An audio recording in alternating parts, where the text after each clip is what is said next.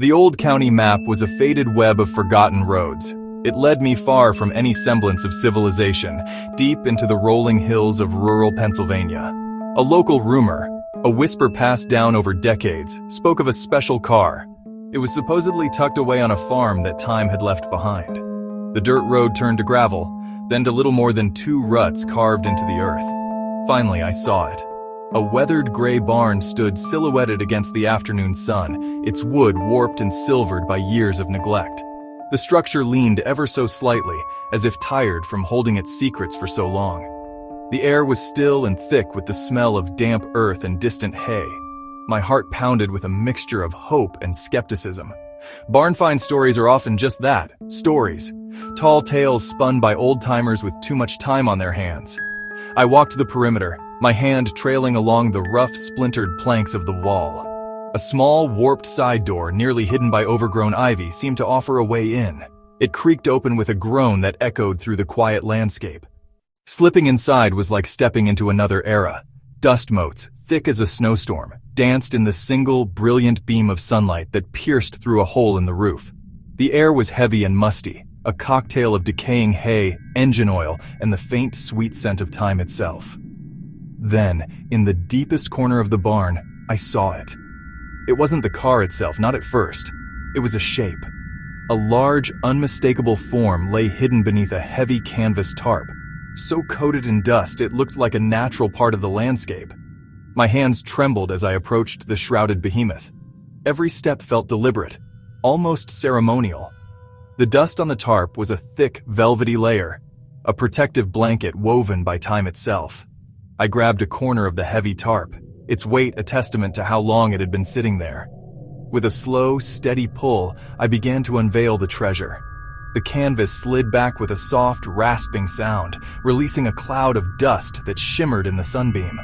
The first thing to emerge was a fender, then a sliver of a chrome bumper that still held a faint, ghostly shine. Then the color hit me.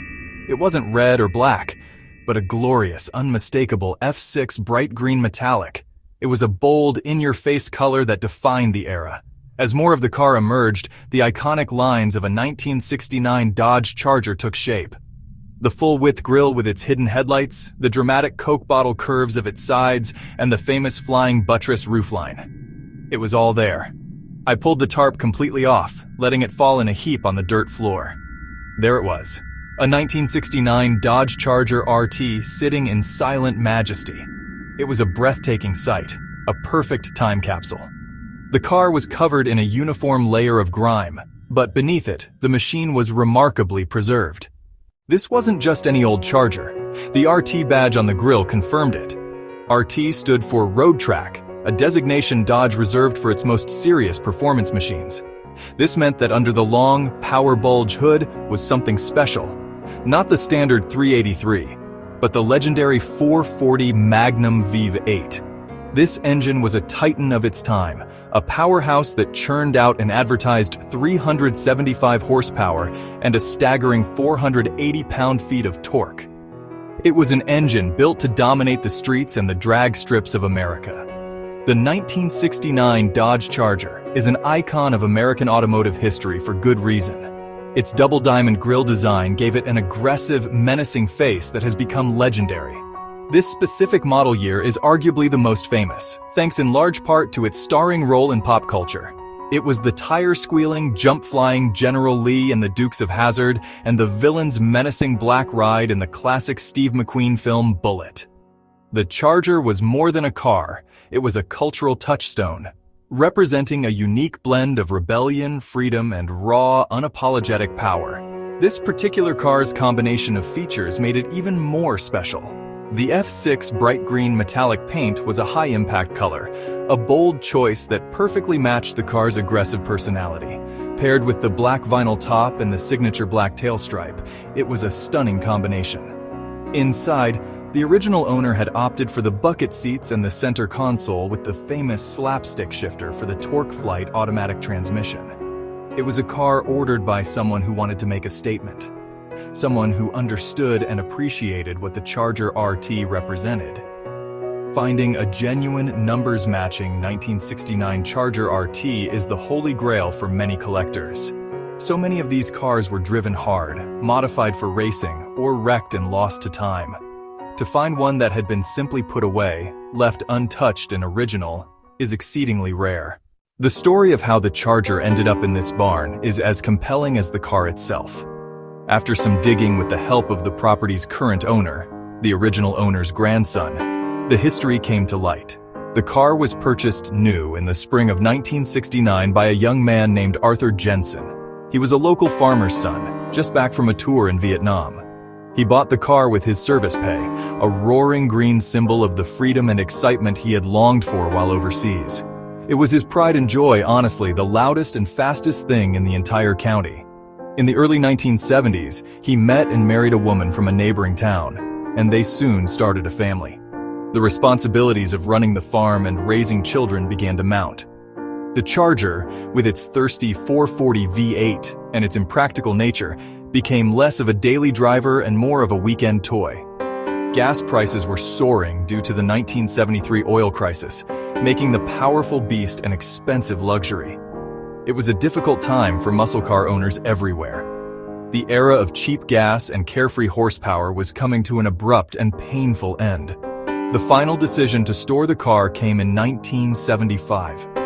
Arthur's wife was expecting their third child, and they needed a more practical family vehicle. He couldn't bear the thought of selling his beloved Charger, especially not for the low prices that muscle cars were fetching at the time. He told himself he would just store it for a little while, just until things settled down. He drained the fluids, put the car up on blocks to save the tires, and covered it with a heavy canvas tarp to protect it from the elements. He parked it in the corner of the barn, promising himself he'd get it back on the road one day. But one day never came. Life, as it often does, got in the way. The kids grew up, the farm demanded more of his time, and the Charger became a part of the barn's landscape. Arthur passed away in the late 1990s, and his secret went with him. His family knew he'd had an old car in the barn, but they never understood its significance. They simply left it undisturbed, a silent monument to a man's youthful dream. For 40 years, the Charger slept, waiting for someone to rediscover its story and give it a second chance at the open road. Opening the driver's door produced a loud groan from the hinges, a sound of protest after decades of silence. The interior was, surprisingly, remarkably intact. The black vinyl bucket seats were dusty but showed no major rips or tears. The dashboard was cracked from the cycles of summer heat and winter cold, which is a pretty common fate for cars of this era. The deep dish steering wheel and the rally instrument cluster were all there, untouched. I turned the key in the ignition. Nothing, of course not. But then I looked down at the odometer. The numbers were almost unbelievable. 34,115. This was a low-mileage survivor, a true time capsule. The car's condition is a restorer's dream. There is surface rust on the undercarriage and in the engine bay, as you might expect from sitting in a damp barn. The chrome trim is pitted in places, and the vinyl top is starting to peel at the edges. The tires are flat-spotted and dry-rotted beyond saving. But the body panels are straight and solid, with no signs of major accidents or rot. All the original glass is intact. The 440 Magnum engine, though covered in grime, appears complete, right down to the original air cleaner. This isn't a basket case requiring a full body replacement. It's a preservation project. The potential value is immense. A fully restored, numbers-matching 1969 Dodge Charger RT can command serious money at auction, often fetching well into six figures. According to auction data from major houses, pristine examples have sold for anywhere from $80,000 to over $150,000, depending on originality and options. As the tow truck carefully winched the Charger from its tomb and into the sunlight for the first time in 40 years, a sense of excitement filled the air. This was not the end of the story, but the beginning of a new chapter. The plan is clear, a careful, meticulous, frame-on restoration. The first step will be to get the 440 Magnum running again, to hear that legendary V8 roar back to life. Every nut, bolt, and wire will be a journey of discovery. This isn't just about restoring a car. It's about resurrecting a legend and honoring the dream of the young man who parked it here so long ago. The road ahead is long, but the destination will be glorious.